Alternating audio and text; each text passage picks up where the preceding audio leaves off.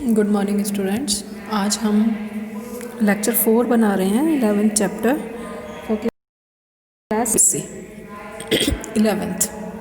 Okay, 11th class का 11th chapter है। अब देखो इसमें क्या है कि पहले हमने सबसे पहले पी ब्लॉक प्रॉपर्टीज़ पढ़ी थी, उसके बाद हमने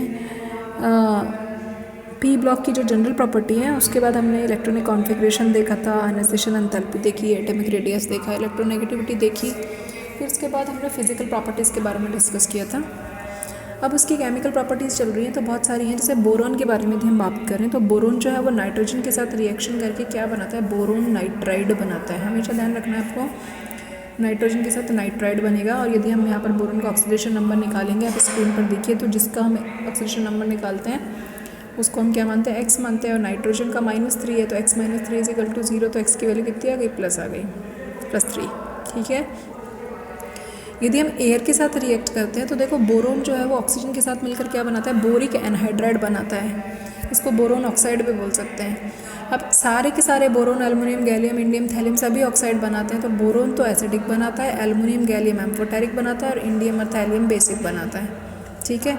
और जैसे जैसे हम ग्रुप में टॉप टू बॉटम जाते हैं, मेटालिक करेक्टर जो है वो इंक्रीज होता चला जाता है। क्लियर। अब जब जैसे बोरोन के ऊपर ऑक्साइड की लेयर बन रही है, ठीक इसी तरीके से एल्युमिनियम के ऊपर भी एक थिन ऑक्साइड की लेयर बनती है, जो क्या करती है, जो एक प्रोटेक्टिव कवरिंग की तरह काम करती है और उसको फर्दर प्रोटेक्शन प्रोवाइड करती है।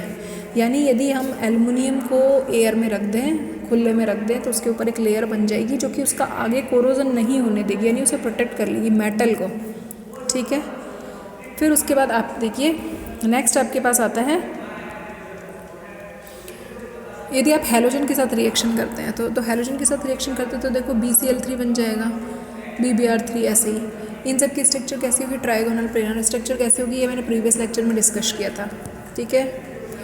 तो BCl3 BF3 BBr3 इस तरीके से बन जाएंगे, सबकी स्ट्रक्चर ट्राइगोनल प्लेनर होगी। यहाँ पर क्या होगा, इलेक्ट्रॉन जो है वो ग्राउंड स्टेट से एक्साइटेड में चला जाएगा, तो 3 अनपेड इलेक्ट्रॉन होंगे जो कि 3 Cl के साथ बॉन्डिंग कर लेंगे। कोई भी हैलोजन ले सकते हो, फ्लोरीन क्लोरीन ब्रोमीन आयोडीन के साथ बॉन्डिंग कर लेंगे।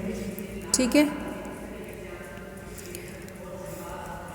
लेकिन जो AlCl3 है वो किस फॉर्म में मिलता है, डायमर के फॉर्म में मिलता है। तो डायमर के फॉर्म में देखो कैसे स्ट्रक्चर बनाई है कि Al जो है AlCl3, देखो आधा AlCl3 है, दूसरा आधा Cl3, दो फॉर्म में मिलता है। बीच में जो दो एल्युमिनियम को जो Cl ब्रिज कर रहा है उसे हम ब्रिजिंग बॉन्ड कहते हैं, और जो कॉर्नर्स में होते हैं उसे हम टर्मिनल बॉन्ड कहते हैं। क्लियर।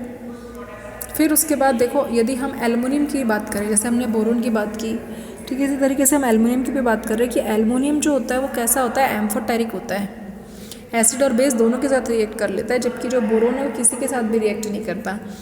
तो एल्युमिनियम जो है वो एसिड के साथ रिएक्शन करके एल्युमिनियम ट्राइक्लोराइड बनाता है, और बेस के साथ रिएक्शन करके क्या बनाता है, देखो tetra hydroxo aluminate, sodium tetra hydroxo aluminate, ये कोऑर्डिनेशन कंपाउंड है। अब यहाँ पर आप देख रहे हो कि एल्युमिनियम जो है वो HCl के साथ भी रिएक्ट कर रहा है और NaOH के साथ भी। HCl एसिड है और NaOH बेस है, तो ये कैसा हो गया, नेचर में एम्फोटेरिक हो गया। ठीक है। उसके बाद अब हमारे स्टार्ट होते हैं बोरोन के कंपाउंड्स। अभी तक इस चैप्टर में देखो पी ब्लॉक में आपके पास दो ही ग्रुप्स हैं, एक 13th ग्रुप है, एक 14th ग्रुप है।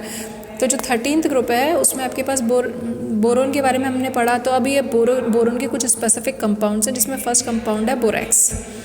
बोरेक्स क्या होता है, एक वाइट रंग का सॉलिड, क्रिस्टलाइन सॉलिड है और गर्म पानी में घुलता है। आप बोरेक्स पाउडर देखो, मेडिकल की शॉप पे जाओ, यदि आपकी आई इरिटेशन हो रहा है, आँख में कोई इन्फेक्शन हो रहा है, तो वहाँ पर आप क्या करोगे, गर्म पानी से उसको धो लोगे। ये क्या है, डेकाहाइड्रेट है।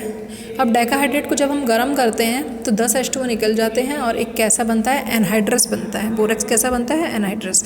और एनहाइड्रस को जब हम गर्म करेंगे तो क्या बनेगा, सोडियम मेटाबोरेट बनेगा। क्लियर, मेटाबोरेट बनता है।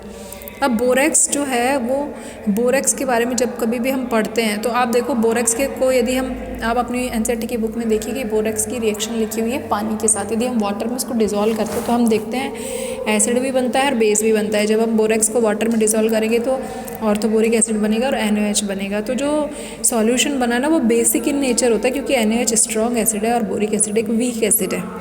क्लियर, यहाँ तक समझ में आ रहा है। अब देखो जब हम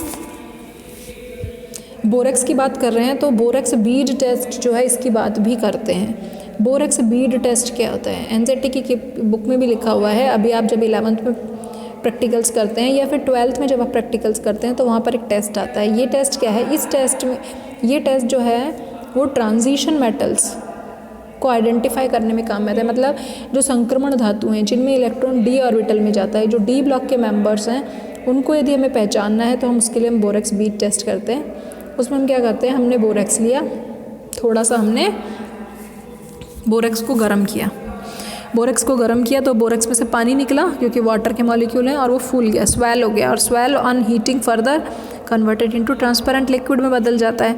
एंड देन ट्रांसपेरेंट लिक्विड को यदि हम कूल करते हैं तो it converts into solid.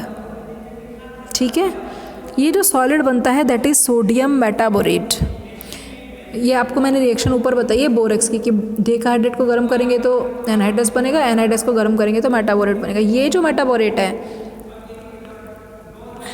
It is the most important compound. तो ये जो मेटाबोरेट है यानी कि किसी भी मेटल का यदि मेटाबोरेट बनता है और एक अलग टाइप की फ्लेम आती है तो उससे हम पहचान लेते हैं। कैसे पहचानते हैं, देखो मैंने मेटल का ऑक्साइड ले लिया, कोई भी मेटल का ऑक्साइड ले लो, कोबाल्ट है, क्रोमियम है, निकेल है, सबके लिए अलग अलग कलर आएगा। आपने कोई भी मेटल ऑक्साइड ले लिया, मैंने कोबाल्ट ले लिया और उसमें बोरेक्स डाला और इसको बुनसन बर्नर फ्लेम पर गर्म करने के लिए रख दिया। अब क्या होगा, बुनसन बर्नर फ्लेम पे जब हम गर्म करेंगे तो हम देखेंगे एक बीड बनेगा और है ना नीले रंग की फ्लेम निकलेगी, ब्लू कलर। तो ब्लू कलर की यदि फ्लेम निकलती है तो ये it is confirmatory test that the metal will be cobalt. ठीक है, यदि ब्राउन कलर की फ्लेम निकलती है तो it means it will be निकल। क्लियर। तो ऐसे बहुत सारी मेटल्स होती हैं जिनका करेक्टरिस्टिक टेस्ट करने में काम में आता है। फिर उसके बाद हमारे पास स्टार्ट होता है बोरिक एसिड। अब आप देखो बोरिक एसिड को समझने से पहले हमने बोरॉन के हैलाइड पढ़े हैं। बोरॉन हैलाइड में हमने पढ़ा था कि sp2 हाइब्रिडाइजेशन है लेकिन साथ में p में एक खाली ऑर्बिट है, तो यदि कोई डोनर मिल जाए तो ये ले लेगा और लुईस एसिड की तरह काम करेगा। Same will be here. Boric acid में क्या होगा, देखो बोरिक एसिड H3BO3 है, इसको हम क्या लिख सकते हैं, BOH का होल थ्राइस लिख सकते हैं। कैसा होता है देख के पता पड़ रहा है, बिल्कुल BCl3 की जैसा ही है, ट्राइगोनल प्लेनर है, sp2 हाइब्रिडाइजेशन है। यदि हम इसको पानी के साथ गर्म करें तो देखो जब हम इसको पानी के साथ गर्म करते हैं तो वाटर के साथ on heating it forms hydronium ion और टेट्राहाइड्रोक्सोबोरेट। देखो sp2 जो है ना ये H2O से H2 के साथ जब हम रिएक्ट करते हैं तो ये OH आयन के साथ एक बॉन्ड बना लेता है और sp2 के साथ sp3 में कन्वर्ट हो जाता है और एक एसिड निकलता है, वो H और एक H आयन निकलता है और वो H आयन इस H2 के साथ जुड़ के क्या बना लेता है, हाइड्रोनियम आयन बना लेता है। तो ये रिएक्शन जो है ना वो बहुत इम्पॉर्टेंट है क्योंकि यहाँ पर जो बोरिक एसिड है वो लेविस एसिड की तरह काम कर रहा है। बोरिक एसिड एक वीक टाइप का एसिड है, मोनोबेसिक एसिड है और प्रोटोनिक एसिड नहीं है। ठीक है, प्रोटोनिक का मतलब प्रोटोन नहीं देता, H आयन नहीं देता। ठीक है, और इलेक्ट्रॉन को एक्सेप्ट करता है, इसलिए ये लेविस एसिड है। ठीक है, तो इतना आप इसको रीड करेंगे। Okay, thank you.